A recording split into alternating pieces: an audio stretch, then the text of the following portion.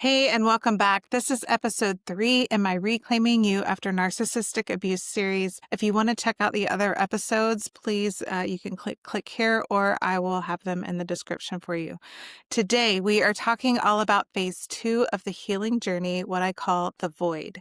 Maybe you used to fantasize about how amazing life would feel once you were free from someone who drained your energy all the time. You thought that once the chaos ended, peace would finally arrive. If you are like me, you probably imagined waking up one morning and feeling free, lighter, happier, finally able to do whatever you want. But instead, you feel empty. The silence is loud and the days blur together. You're safe, but you're not feeling alive. You go through the motions, smiling when you're supposed to, showing up when you have to, but inside, everything feels flat. Maybe you're thinking, shouldn't I feel better by now? I want to feel better by now. I'm tired of missing him. I want to just move on. Is there something wrong with me? You try to travel, laugh with friends, distract yourself, but it all feels hollow.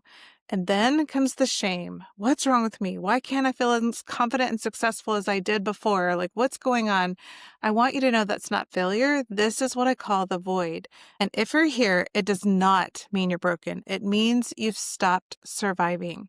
I'm going to explain all of this and more, but first, I'm Janice Holland, a licensed therapist, certified in the trauma model, and I am the creator of the Courageous Living Framework. I help women step out of performative living where people-pleasing and self-abandonment thrive and into courageous living where your voice leads, your choices align with your values, and your life finally belongs to you. So today we're going to talk about what the void really is, why it feels so terrifying, and how to move through it without running back to chaos, because this is the phase where most women relapse or stay stuck for years. The void is one of the hardest parts of recovery, not because something's wrong, but because everything that was false has fallen away, and you don't know what not that is. You've spent years, maybe even decades, living for others. You've learned that love meant sacrifice, that the more you gave, the more worthy you were. You became the caretaker, the fixer, the peacemaker, and somewhere along the way, you lost you, or realized that you never really got to develop you, who you are in the first place. That pattern didn't start with your ex. It started long before. As little girls, many of us learned that being good meant meeting other people's needs. We were praised for being helpful, compliant, kind, quiet, for making others comfortable. That's how we found belonging. That's how we found a sense of self. So when we entered adult relationships, we naturally gravitated towards partners who needed saving, who needed managing, who wanted us to study them. We didn't choose chaos. We chose familiarity. And when that relationship finally ended, we didn't just lose a partner. We lost the identity that came from being the one who holds it all together all the time. Now, there's no one to fix, no one to read, no one to rescue. And without those roles, it can feel like you're disappearing altogether. This is not just loneliness. This is complete identity collapse. Because if your value was built on being needed, then peace feels like irrelevance. Your brain interprets that stillness as danger because irrelevance is a threat to being human. We have to have belonging and connection for survival. Your nervous system doesn't yet recognize calm as safe. It thinks there's something wrong. That's why you feel restless and bored or even hopeless. That's why you catch yourself wanting to fill the silence with noise, a new project, a new person, a new crisis. But the void isn't punishment. It feels like punishment. It's detox. Your body is coming down from years of adrenaline. And I want to speak directly to what so many of us feel in this phase. The exhaustion, the heaviness, the lack of motivation. You used to be able to push through anything, to get up, to keep going, to take care of everyone, no matter what's going on. You might be sick or hurt. It doesn't matter. You know how to push through and get things done. But now you can barely get off the couch. Maybe you feel tired all the time and part of you feels scared. What's happening to me? Am I broken? You're not lazy. You're depleted. For years, your body ran on stress chemistry, cortisol, adrenaline, hypervigilance. You were in constant motion, fueled by anxiety and obligation. That energy wasn't vitality, it was survival. And now your nervous system is finally trying to rest. And because rest was never safe before, it feels wrong. It feels weird. You judge it as lazy. You fear that others will think you've lost your drive, which triggers anxiety because being a driven person was always part of your survival identity. But this isn't regression. You're repairing yourself. Your body is trying to repair itself and needs space and time. Your capacity to suffer is shrinking because your system is finally realizing it doesn't have to live on pain anymore. You can't tolerate chaos the way you used to because your body is rejecting the old way of being. So when you feel heavy, when your body says no more, believe it. This is your biology saying, we're not running on fumes anymore. So rest is not laziness. It's rewiring your system. It's the bridge from survival to self-trust. And yes, it's going to feel weird. It's going to look different. You may not have the same productivity you once did, but that's because you're learning to move from authenticity, from desire, from creativity and purpose, not adrenaline and survival. This transition process takes time. Time to allow your system to unwind from years of overuse and time to discover what authentic expression looks and feels like. I call this courageous living because it takes so much courage to make this transition. Inside my programs of courageous living is where we start practicing nervous system recalibration, creating rhythms of work, rest, and nourishment that align with who you are now, not who you had to be then. So now that you have some understanding of what's happening, let's talk about what to do inside this void. You learn to inhabit it. The void isn't something to escape, it's something to explore. It's the first time your system is quiet enough for you to hear yourself.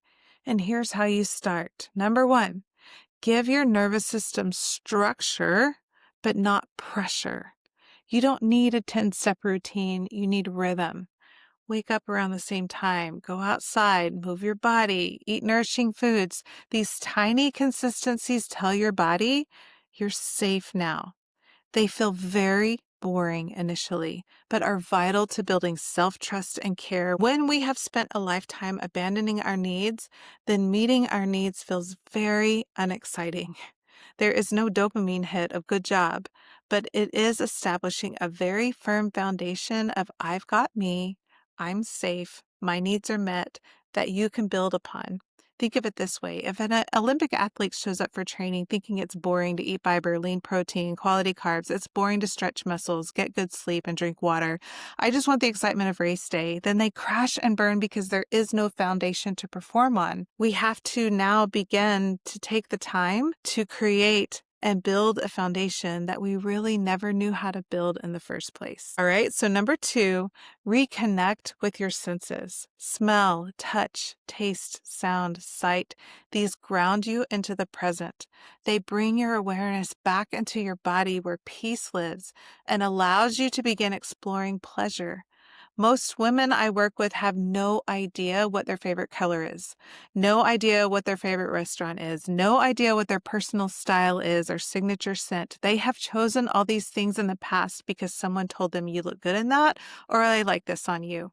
Engaging your senses not only calms your nervous system and keeps you from living in the future or the past, but helps you begin to understand your own preferences that are unique to you, which is foundational in your healing journey. Mastering this will permanently demagnetize you from narcissists because they require the attention. They want the focus, and everything needs to be about them all the time. So learning who you are through your senses is so powerful in building this foundation. All right, so number 3, practice being instead of doing. 5 minutes a day, no phone, no list, no performance, just presence. This is where your true self starts to speak. It's very quiet at first, but then as you begin to feel safe in your own body and your own space, it gets louder over time. This is really hard. I would pace the house. I would feel anxious. I would try to sleep because I felt so uncomfortable. My challenge is to do this and act as an investigator, noticing what's happening within your body. Remove all distractions and notice what your body does. Observe and take note of the feelings and sensations like Okay, wow, I literally can't sit still. This is crazy. That's interesting. See if you can tolerate it for one more minute. Make a game out of it and see how long you can tolerate just being. This expands your bandwidth. It's like my kids when they were little and wanted to hold their breath under the water. They would start with 10 seconds and then see if they could do 11 and then 15 and 30 and so on. Applying the same concept is what will help you expand your tolerance for just being. This makes you an incredibly powerful person. Nobody can F with a woman who isn't distracted by anything or avoiding anything, including herself. Okay, so this is a big one. Follow number 4, follow curiosity and not pressure. You won't feel passion at first. Desire takes time to wake up. Start with neutrality. What feels even slightly good today? Walks, music, art, rest, follow those small sparks. When you feel like you should do something, ask yourself why. Why do I need to do this? If the answer is, well, Karen said I needed to do this, or good moms do this, or my husband won't yell at me if I don't do this, I want to challenge you to drop it, step away. This, again, will be very uncomfortable, but this is a powerful and valuable lesson to teach your nervous system. This does 2 things. 1, it allows your body to learn that other people being disappointed and upset won't kill you, even though it feels like it might. And it allows space for desire and authenticity to come into play, to bubble up. I'll give you an example. I have always been an athlete and I love feeling strong and working out. However, for a long time, I was working out because I should, because I wanted to lose weight. So others would see me, wouldn't see me as lazy, as pressure to perform. I couldn't enjoy working out or feel confident because it was buried under all the performance pressure, the external forces. I stopped completely. I did some walking challenges, but I stepped away from working out, lifting weights altogether. I did nothing. I allowed myself to be, and I felt the big, uncomfortable feelings of judgment, shame, and the noise in my head of what others might think. And honestly, what I thought of myself.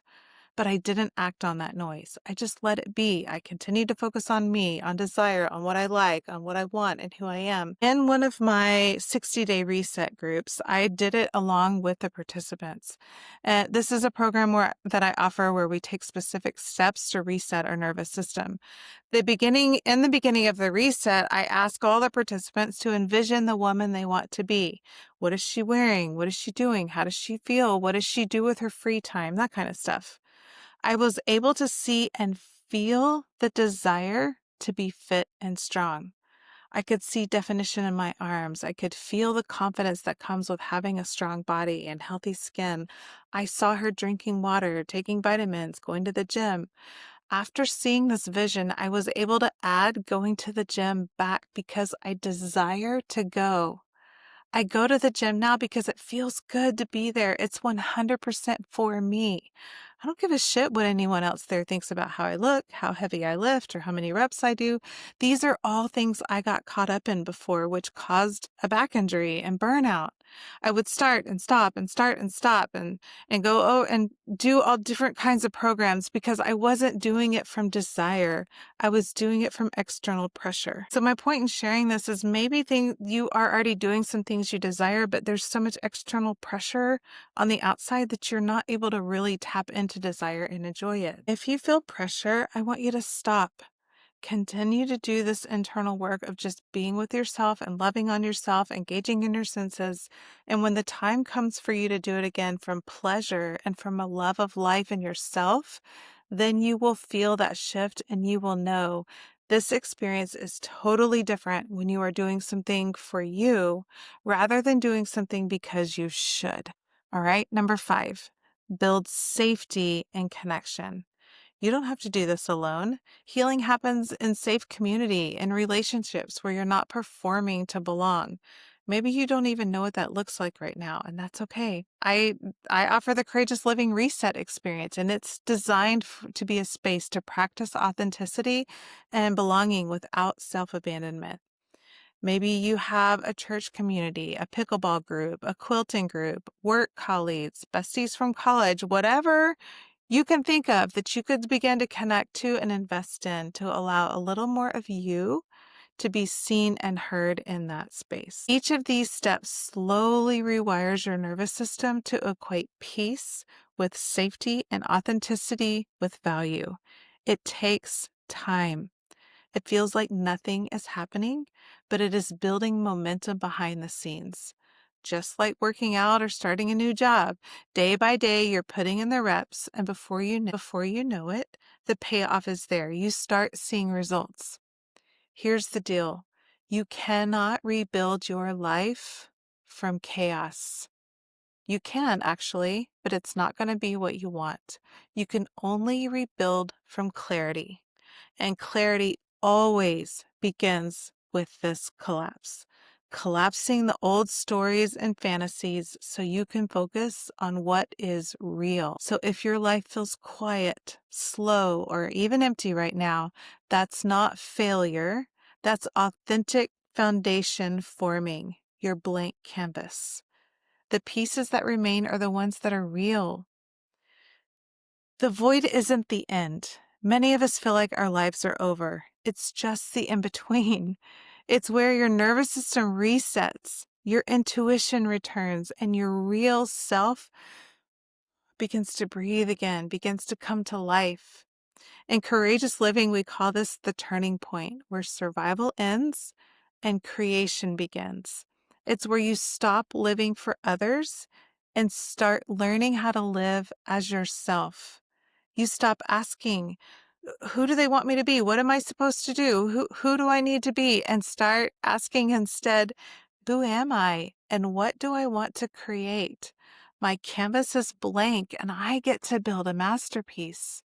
That's the essence of courageous living, learning to belong to yourself first. It's not selfish. It's just such a beautiful gift you get to give others when you can fully express who you are. If this episode spoke to you, if you're in the void right now and need support, download my free guide, Finally at Peace. It's a gentle starting point that helps you calm your nervous system, create safety inside your body, and begin to reconnect with yourself. It's going to explain a lot of the why. Why am I here? What is going on? You'll find the link below in this video in the description, or you can comment guide and I'll be happy to send it to you. And if you're ready to go deeper, I would love for you to join me inside the Courageous Living Reset experience, or apply to for the one-on-one Courageous Living experience where you and I can work together one-on-one. These are the spaces where we do this work together, rebuilding your sense of self step by step until peace feels like home. And if none of those things are speaking to you right now and you just want to tune into this channel every week, I am happy to have you here. And I hope that you are getting as much as you can out of each of these videos, because my heart and my desire is for you to have the resources you need to not wander around and feel lost.